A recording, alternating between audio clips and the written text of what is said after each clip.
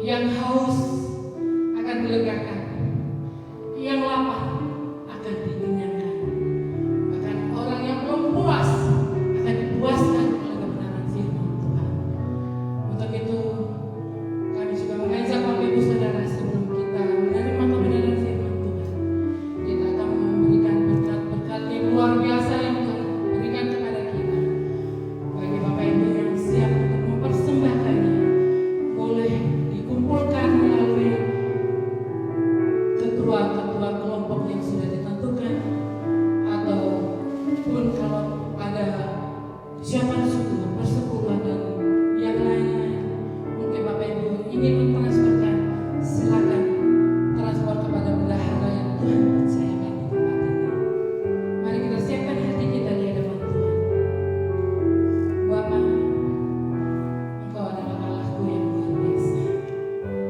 Kasih-Mu sanggup memulihkan kami. Kasih-Mu sanggup mengobati setiap luka yang ada di dalam setiap hati kami. Karena kami percaya Tuhan, waktu-waktu yang Tuhan berikan kepada kami adalah waktu yang terbaik di hadapan Engkau Tuhan. Kami yakin, kami imani dan kami percaya Tuhan, saat ini pun Tuhan sudah membuka tangannya lebar-lebar untuk orang-orang yang berserah dan berpengharapan penuh kepadanya. Maka firman Tuhan berkata, hai kamu yang letih lesu, datanglah kepadaku, maka aku akan memuaskan dan melegakan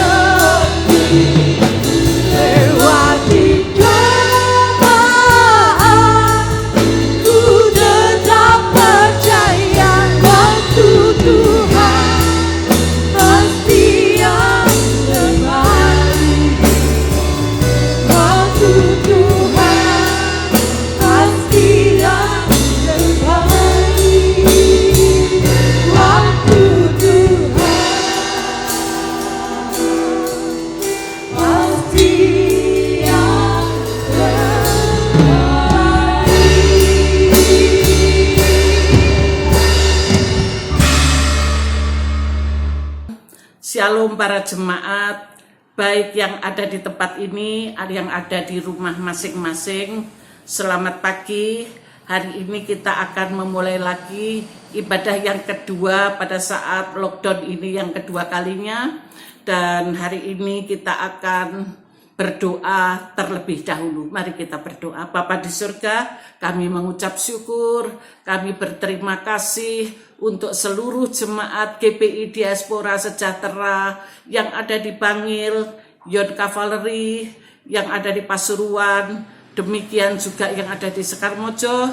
Kami juga berdoa untuk jemaat cabang yang ada di OVU, NTT, demikian juga yang ada di Kupang, Dinamo Sain, dan juga yang ada di cabang Kalimantan Utara yang ada di Tanjung Buka.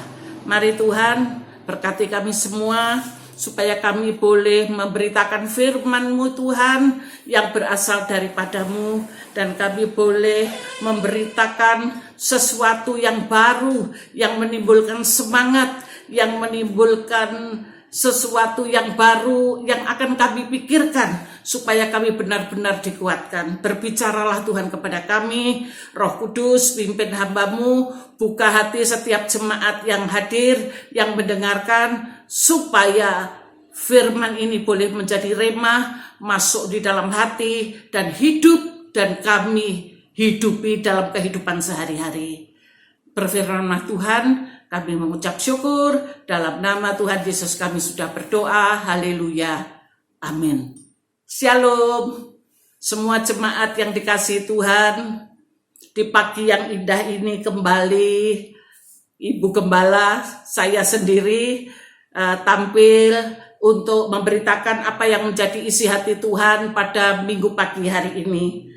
Saudaraku yang dikasihi Tuhan, selama lockdown mulai tanggal 6, pengalaman saya sebagai tenaga garda depan medis yang ada di tempat praktek kami, klinik DPP, Dr. Sri Ulupi, apa yang kami alami sungguh-sungguh mengejutkan. Karena beberapa hari ini mulai tanggal 6, itu kunjungan jemaat, kunjungan orang sakit itu luar biasa. Biasanya kami paling banyak itu memeriksa 12 orang tiap harinya pagi, demikian sore. Tetapi beban itu dibagi oleh 2 dokter yang ada di tempat klinik kami. Apa yang terjadi Bapak Ibu yang dikasihi Tuhan, kami sore mengurangi beban kerja dan kami hanya praktek pagi karena Pak Dr. Indra yang membantu saya untuk praktek sore juga menderita sakit virus ini. Jadi beliau sedang isolasi mandiri, tetapi bagi kami semua tidak ada yang mustahil kalau Tuhan menyertai kami. Amin Bapak Ibu. Hari ini kalau saya lihat di dalam satu hari, itu pagi saja itu bisa sampai 30 pasien. 30 pasien itu saudaraku yang dikasihi Tuhan, ketika tanda-tanda itu nampak dan kita periksa secara laboratorium, maka yang positif itu 5 atau 6.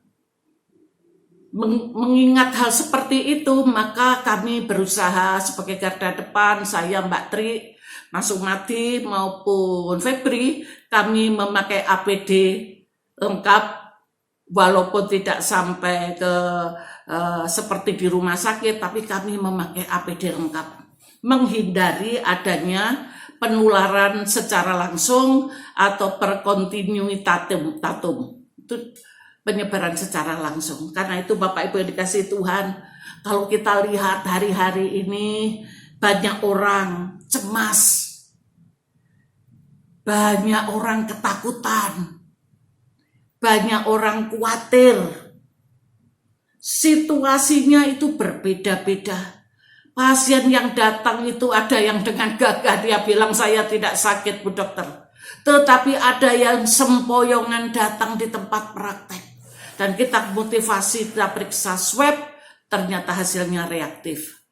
Bapak Ibu yang dikasihi Tuhan, tetapi ada juga orang yang biasa-biasa saja. Jadi kalau ada yang cemas, ada yang takut, tetapi ada yang biasa-biasa saja. Orang yang biasanya datang seperti ini adalah orang dengan iman yang kuat. Dia mempunyai kekuatan iman yang luar biasa. Ini ada pada orang-orang percaya yang sudah bertumbuh imannya, yang sudah dewasa imannya. Tetapi juga ada orang-orang luar sana yang juga mempunyai kekuatan iman sesuai dengan keyakinannya. Saudaraku yang dikasihi Tuhan, kalau kita lihat mengapa saudaraku yang dikasihi Tuhan, orang Kristen banyak juga yang jatuh. Tetapi ada juga yang dengan gagah berdiri, gagah bekerja, melayani Tuhan, melaksanakan tugas. Bapak Ibu yang dikasihi Tuhan, karena kita hari ini ingat bahwa hidup kita ini bukan oleh karena kekuatan kita sendiri, tetapi hidup kita ini oleh karena janji Tuhan. Berarti kalau Tuhan menghendaki, itu yang terjadi. Kalau Tuhan tidak menghendaki, itu juga yang terjadi. Karena itu bagi kita sekarang, kita boleh melihat orang-orang percaya saja yang benar-benar sudah bertumbuh imannya menjadi dewasa. Hanya mereka yang kuat tegak berdiri, melaksanakan tugas secara jasmani, dan bekerja di kebun anggur Tuhan secara rohani dengan setia dan taat. Amin Bapak Ibu. Jadi kalau kita lihat dua golongan orang-orang yang percaya ini, maka kita bisa melihat bahwa ada orang yang tegak berdiri, berjalan dengan tegak, melaksanakan tugas di bumi ini sebagai tenaga-tenaga profesional. Juga ada yang mereka melakukan pekerjaan Tuhan dengan tidak ada ketakutan di dalam dirinya, sebab imannya begitu kuat, sebab dia percaya bahwa hidup mati kita itu ada di tangan Tuhan. Oleh karena itu saya tidak kaget apa yang dikatakan Pak Ahok. Dia bilang begini, bahwa hidupku ini adalah untuk Kristus. Dan kalau mati, itu merupakan suatu keuntungan. Karena itu sebagai orang percaya, kita ini nggak boleh takut. Sebab mati hidup kita ini sungguh-sungguh ada di tangan Tuhan Yesus. Amin. Karena itu, sebagaimana saya ini bekerja secara dunia, maka kita akan melakukan pekerjaan itu dengan sangat hati-hati. Tetapi saudaraku, untuk saya sendiri, kalau ada pegawai atau staf yang rajin, staf yang mumpuni dan mengatasi segala sesuatu, maka tidak mustahil seorang hamba Tuhan atau seorang bos tentu dia mengasihi pegawai-pegawainya. Demikian juga Tuhan kita, saudara.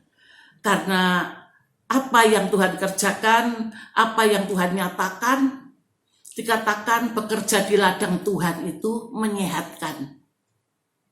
Bapak Ibu yang dikasihi Tuhan, karena itu saya punya satu pegangan bahwa apa yang menjadi amanat agung Tuhan Yesus itu yang saya pegang. Beritakan Injil ke seluruh dunia. Kalau sudah diberitakan, dia percaya, baptislah dia dalam nama Bapa, Putra, dan Roh Kudus. Mengapa harus dibaptis?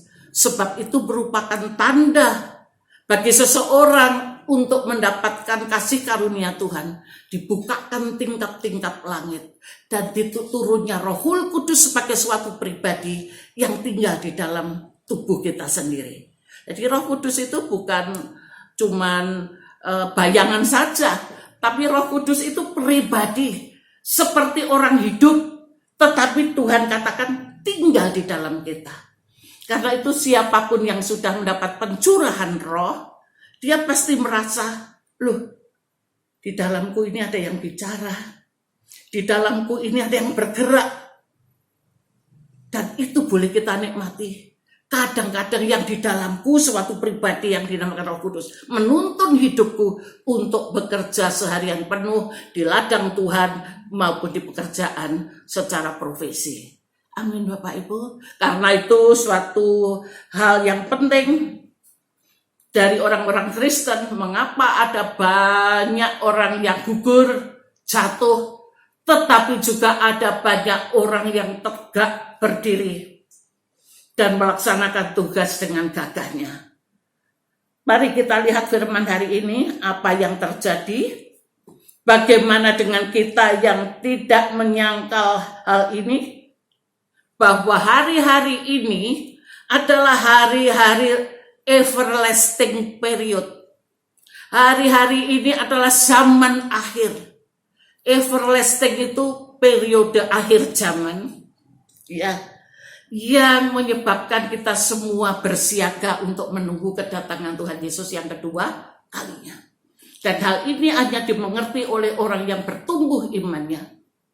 Mereka berkemas-kemas, mereka bersiaga dengan sukacita. Dia katakan, aku bersiap-siap. Aku bersiap-siap bertemu Tuhan. Aku bersiap-siap pulang. Karena hari ini adalah everlasting period, di mana kita tidak ada yang menggembirakan di dunia ini, kecuali kita bersama dengan Yesus di surga. Amin. Pada Matius pasal yang ke-24, ayat yang ke-8 dikatakan demikian. Akan tetapi, semuanya itu barulah permulaan dari penderitaan menjelang zaman baru. Jadi Bapak Ibu yang kasih Tuhan, pada awal kemarin kita bisa melihat apa yang dikatakan pemerintah itu dinakan periode zaman baru. Periode apa ya? New normal. New baru, normal adalah normal. Jadi satu periode normal yang baru. Pada Alkitab dikatakan pada Matius 24 ayatnya yang ke-8, bahwa semuanya itu barulah permulaan penderitaan menjelang zaman baru. Apa artinya zaman baru? Yaitu suatu zaman di mana kita sudah yang berlalu, yang ada di belakang kita sudah tidak berlaku lagi, sudah out of date, sudah kadaluarsa, ganti zaman baru. Kita melihat saja sekarang anak sekolah, mereka tidak bersekolah di ruang-ruang, tetapi mereka sekolah dengan online. Dan ini merupakan sesuatu yang baru bagi anak-anak, juga kita sebagai orang tua. Kalau dulu orang itu menikah dengan perayaan yang besar-besaran, dengan pesta yang besar-besaran, hari ini saudaraku, pada masa pandemi ini, saya memberkati teman-teman pemberkatan nikah 2 kali. Dan saya lihat bahwa yang datang untuk merayakan ibadah itu tidak lebih dari 10 orang. Saya berpikir, oh ternyata bisa untuk ngirit biaya. Yang kedua, oh ternyata bisa untuk mengurangi penularan. Dan Bapak Ibu yang dikasihi Tuhan, ini terjadi sampai kapan saya tidak tahu. Artinya, yang lalu itu sudah nggak berlaku untuk zaman sekarang. Yang sekarang ini adalah waktu masa zaman menjelang zaman baru. Menjelang zaman baru. Apa kalau yang terjadi kalau memang ini zaman baru? Menjelang zaman baru saja kita harus tahu bahwa kabar-kabar tentang perang sudah ada. Kegelisahan di mana-mana. Dan di sini dikatakan bangsa melawan bangsa, kerajaan melawan kerajaan, akan ada kelaparan dan gempa bumi dan di berbagai tempat dan ada wabah. Bapak Ibu yang dikasihi Tuhan, ini sudah terjadi. Dan permulaan zaman baru itu sudah kita rasakan sejak kita lockdown pada bulan Januari 2021 yang lalu. Sampai saat ini sudah berjalan 7 bulan. Mari Bapak Ibu yang dikasihi Tuhan, kita sebagai orang percaya, yang hanya percaya akan janji Tuhan, marilah kita berdiri tegak, berdiri teguh, tidak goyah, Bahkan saudara akan menemukan kekuatan baru yang biasanya engkau tidak dapatkan. Tetapi hari ini engkau akan mendapatkan ekstra kekuatan daripada janji Tuhan yang sudah dikatakan oleh Yesus. Pada Mazmur 91 ayatnya yang keempat sampai ke-8. Ini menggambarkan bahwa orang percaya tidak perlu khawatir. Bahwa orang percaya akan tidak kena apa-apa. Bukan cuma percaya yang biasa-biasa. Tetapi orang percaya yang dewasa rohani.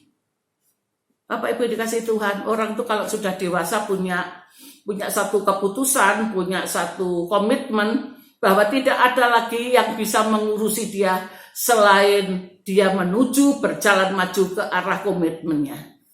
Amin. Mazmur pasalnya yang ke-91 ayat yang keempat sampai ke-8 dikatakan bahwa kita akan bertahan hidup pada masa ini dalam lindungannya. Karena apa? Karena kita adalah anak-anak Allah. Jadi Bapak Ibu dikasih Tuhan, semua bilang kalau ditanya siapa di sini yang anak Allah, maka banyak yang akan katakan saya. Tetapi anak Allah yang bagaimana? Yang mendapatkan janji bahwa kita bertahan dalam lindungannya. Maka tidak lain adalah orang-orang percaya yang hidup di dalam kedewasaan rohani. Anak-anak yang belum mengerti, anak-anak yang rohani, maka dia tidak akan melindungi dirinya dengan ketetapan-ketetapan yang diputuskan Tuhan untuk mendapat perlindungan. Kita baca Mazmur 91 ayat 4-8 bersama-sama. Yang punya Alkitab tolong dibuka supaya kita bisa menyimak bersama-sama apa yang dikatakan oleh Tuhan mengenai perlindungan akhir zaman ini. Ayat keempat, dengan kepaknya ia akan menudungi engkau, di bawah sayapnya engkau akan berlindung. Kesetiaannya adalah perisai dan pagar tembok. Saudara, kalau tahu perisai, kalau tahu pagar tembok, sulit seorang itu ditembus oleh lawan. Bahkan mereka yang membawa samurai pun, mereka yang membawa anak panah pun, sulit menembus tembok dan sulit menembus perisai itu. Karena itu, saudaraku, Tuhan berkata bahwa dengan kepak sayapnya mereka akan menudungi kita. Amin. Itu harus kita pegang teguh. Karena itu sebagai orang percaya kita tidak boleh hanya rohani yang TK-TK, tidak boleh rohani yang anak-anak, tetapi harus naik kelas menjadi dewasa rohani. Amin. Ayatnya yang kelima dikatakan demikian. Engkau tidak usah takut terhadap kedahsyatan malam.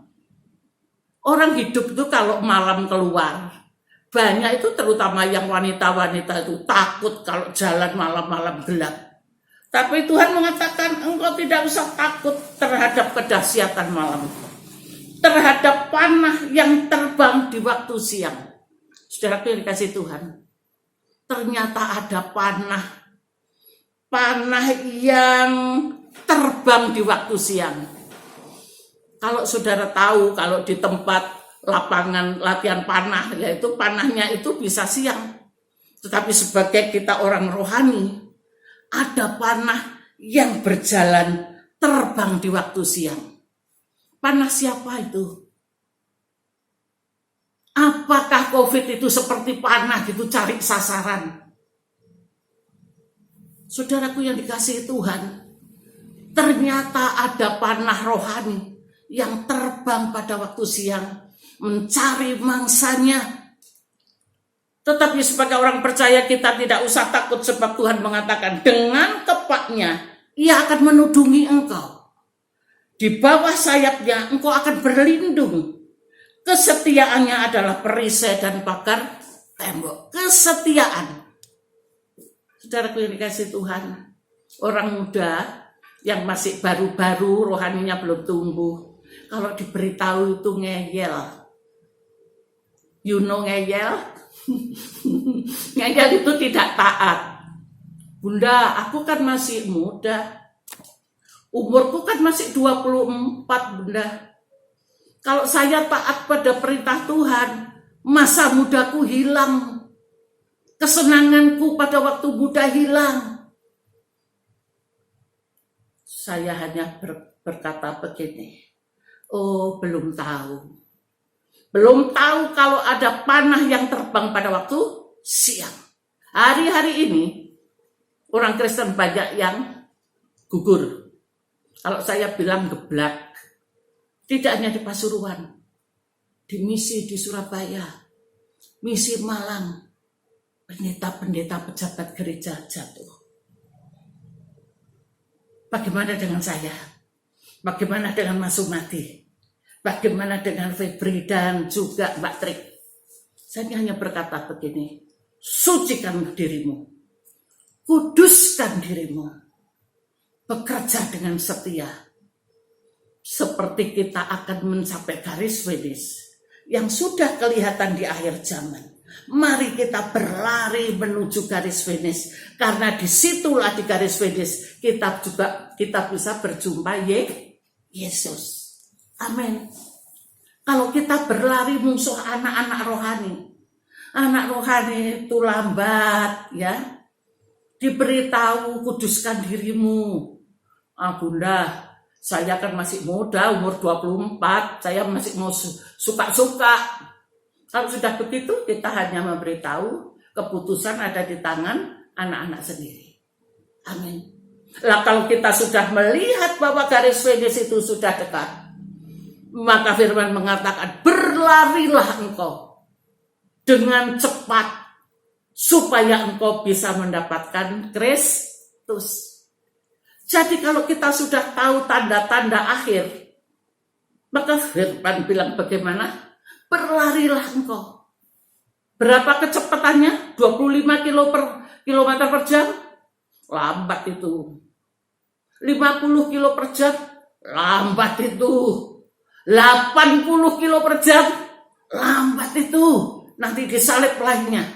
Saya bilang, Tuhan, kalau aku boleh mengatakan kepada Tuhan, kalau aku mampu, aku mau berlari 100 km per jam. Amin. Untuk mendapatkan Kristus yang sudah di garis finish itu, maka kita tidak boleh leha-leha, tidak boleh berleha-leha, berlambat-lambat untuk mendapatkan Kristus. Memang sulit, saudaraku yang dikasihi Tuhan, untuk melakukan firman pada apalagi masih muda-muda. Masih 24, 28, belum nikah. Itu sulit untuk mentaati firman Tuhan. Padahal firman itu tujuannya untuk membawa mereka bertumbuh di dalam kepenuhan kedewasaan rohani. Tuhan cuma maunya dewasa rohani. Taat, setia, suci dan kudus. Amin Bapak Ibu. Ayatnya yang ke-6. Terhadap penyakit sampar yang berjalan di dalam gelap. Jadi wabah sampar itu berjalan pada waktu malam juga. Sebagai panah pada siang hari. Sebagai sampar, yaitu penyakit yang berjalan dalam gelap. Jadi wabah itu tidak pagi, tidak siang, tidak malam. Mereka jalan terus mencari mangsa. Dia melihat di mana ada celah masuk supaya dia boleh masuk di dalam pribadi orang dan menimbulkan kebinasaan. Dan tidak usah nipu aja sudah. Orang percaya, silahkan nipu. Kamu membuka jendela dan lawan itu kalau datang pada waktu malam, dia akan berjalan mencari engkau, mencari celah itu. Kalau engkau tidak kudus, maka dia secara siang pun dia akan seperti panah yang berjalan pada hari siang. Karena itu saya berkata lagi sekali lagi, ayo kita cepat-cepat tumbuh, kita cepat-cepat taat, Walaupun taat itu tidak enak, tetapi kalau ketaatan terhadap Tuhan, itulah yang menimbulkan janji bahwa kita tidak akan kena apa-apa. Amin. Ayatnya yang ke-7. Walaupun 1.000 rebah di sisimu dan 10.000 di sebelah kananmu, tetapi itu tidak akan menimpamu. Amin. Karena itu saya bekerja di pagi hari. Hati saya itu kalau berangkat itu dek ya, adalah rasa khawatir dikit-dikit. Tetapi kalau aku teringat janjimu Tuhan, bahwa 10.000 rebah sebelah kiri, 1.000 di sebelah kanan, maka itu tidak akan menimpamu. Maka ketika saya berangkat pagi, setelah doa pagi, saya melanjutkan tiduran. Saya tata tangan saya. Supaya ketika beliau datang dan menyuruh saya pulang, maka saya kedapatan tidak mendukakan Tuhan. Ada orang yang meninggal melungker begini, metak begini, tapi aku mau kalau Yesus datang, aku melipat tanganku di dada dan saya katakan, Tuhan Yesus, aku menyerah. Aku menyerah Tuhan. Apa yang menjadi mau Tuhan? Hidupku ada di tangan-Mu. Sebelum saya berangkat, saya katakan, Tuhan, aku menyerah kepadamu. Aku tidak akan melawan-Mu. Dan itu saya lakukan tiap hari. Saya berdoa di tempat praktek. Saya oleskan minyak di tempat praktek.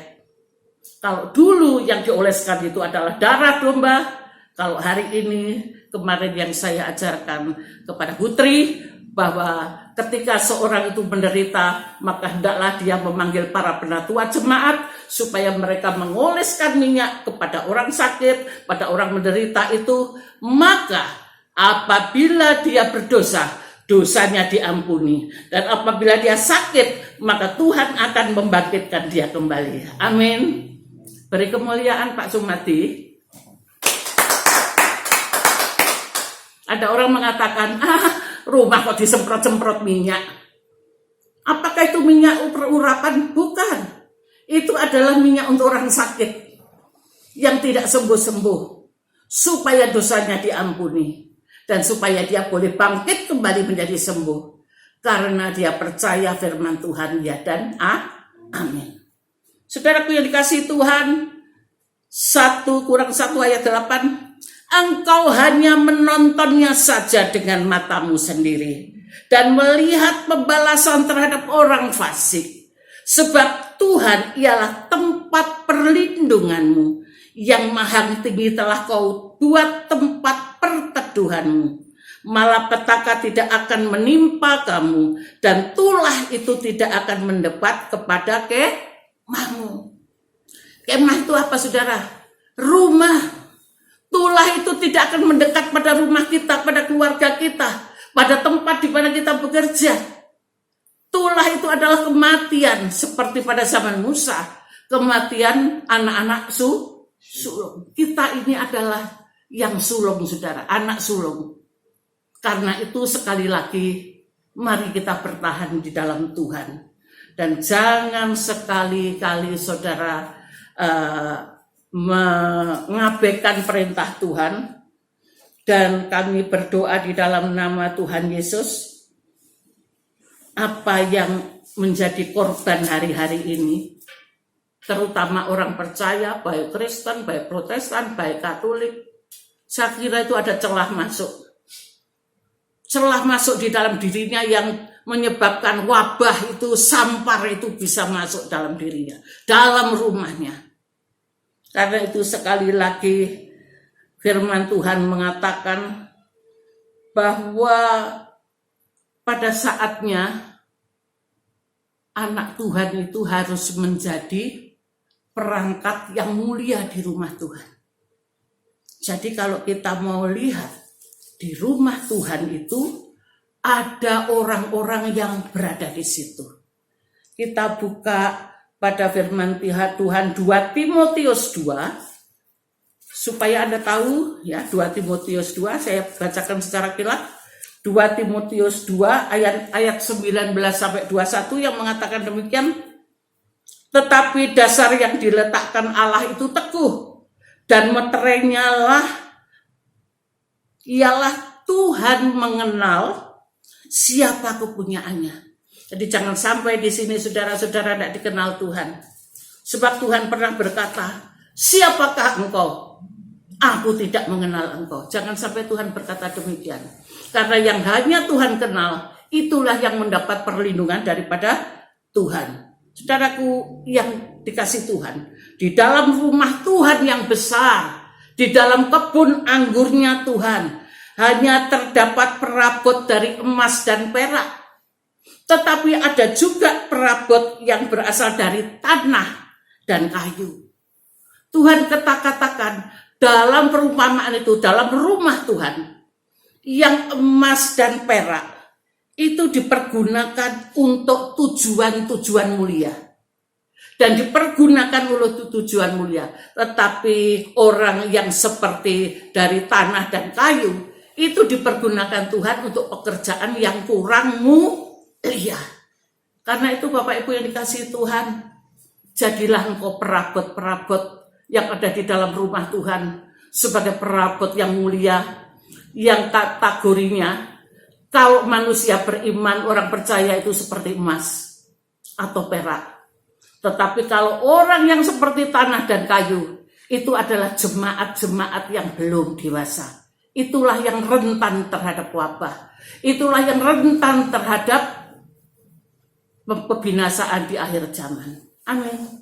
Karena itu sekali lagi sebagai gembala, saya seringkali mengajak jemaat untuk belajar mengenal firman Tuhan.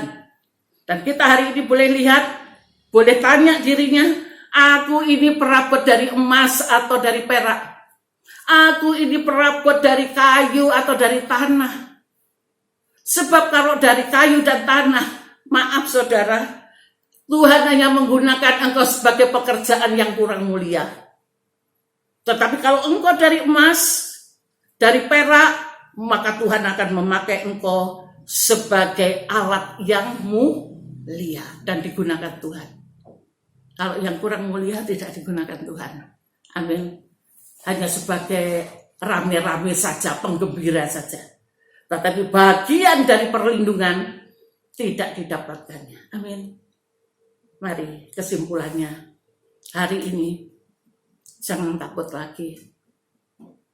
Kalaupun saya bekerja dengan seperti itu sehari itu, pagi saja tadi ada 6 COVID positif. Ada yang 1 keluarga datang, tambah lagi. Saya bilang sama Tuhan, Tuhan aku lelah. Aku lelah secara fisik. Aku lelah secara roh. Jemaat itu saudaraku tidak lawaran, tidak kosongan. Ketika saya melihat di sini saudaraku, kalung-kalung berhalanya itu banyak sekali.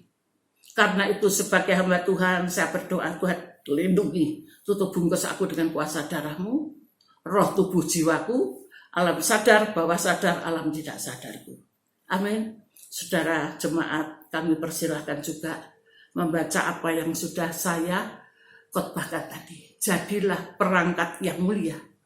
Jadilah perabot yang mulia. Jangan jadi perabot yang tidak dimuliakan Tuhan dan tidak dipergunakan Tuhan. Amin. Demikian saudara. Dan saya tutup hari ini dengan doa. Bapa di surga, kami mengucap syukur. Kami berterima kasih karena kasih-Mu melimpah atas kami. Hikmat-Mu turun atas kami. Berikan jemaat semuanya Tuhan cara berpikir seperti pikiran Allah. Berikan pada semua jemaat hati seperti hati-Mu, supaya kami semua boleh serupa dengan Tuhan. Dan kami menjadi perabot-perabot yang memuliakan rumah Tuhan dari emas dan dari perak. Dalam nama Tuhan Yesus Kristus, Bapak sudah berdoa. Semua yang percaya mari bersama-sama katakan amin.